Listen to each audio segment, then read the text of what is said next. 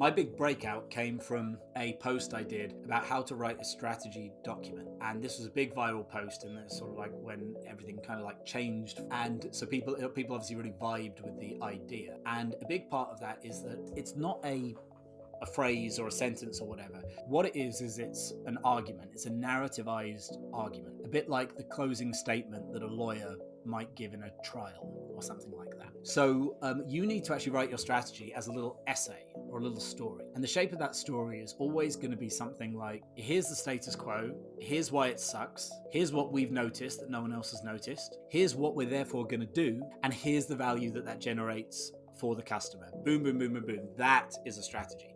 I've created this. I've got a template as like a lead magnet, which if you subscribe to my newsletter, you can get the template. So you can literally just put your thinking into this template because it needs to fit in this template like that. But if you want to see like the single best real world piece of strategy ever written, so you just get a flavor for what good looks like, then you need to Google Tesla's secret master plan, because it's good because most companies do not share their strategy public. But in 2006, Elon Musk did. So this is a blog post.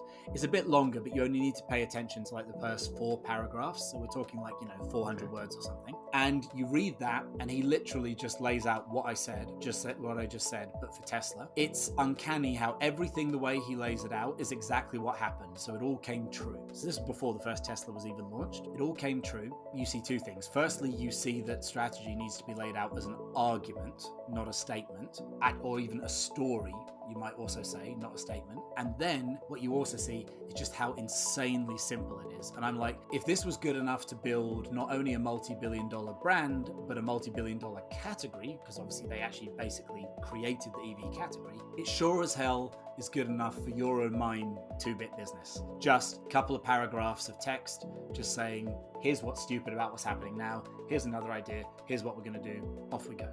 It is that simple.